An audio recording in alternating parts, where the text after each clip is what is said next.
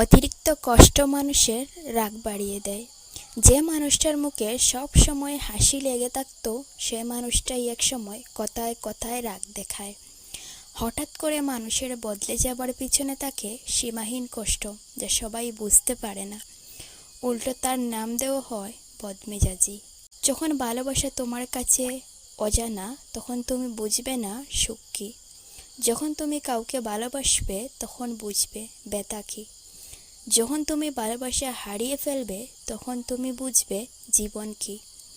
জীবনসাথী দরিদ্র হোক, কিন্তু মানুষটা যেন ভালো হয়। যে আপনাকে সম্মান করবে, সব পরিস্থিতিতে আপনার সাথ দেবে। কারণ দরিদ্রতা একদিন কেটে যাবে, কিন্তু মানুষটি যদি খারাপ হয়, তাহলে আপনার জীবন কাটানো মুশকিল হয়ে যাবে। ঘরের মধ্যে তুমি যত ইচ্ছা কাঁদো, কিন্তু দরজা সব সময় হাসি মুখে খুলবে। কারণ যদি কেউ দেখে নেয় তুমি ভেঙে পড়েছো, তবে সে তোমায় আরও ভেঙে দিয়ে যাবে। তুমি কতটা শিক্ষিত তা তোমার ডিগ্রি দেখে নয়, তোমার ব্যবহার দেখেই বোঝা যায়। তুমি কতটা সুখী তা তোমার হাসি দেখে না, নীরবতা দেখেই বোঝা যায়।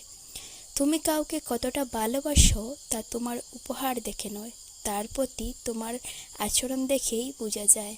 কয়েকদিন পরিশ্রম করে কোনো কাজ হবে না বলে কখনো হাল ছেড়ে দিও না। একটা কথা সব সময় মনে রাখবে, বীজ থেকে ফসল হতে একটু সময় তো লাগবেই।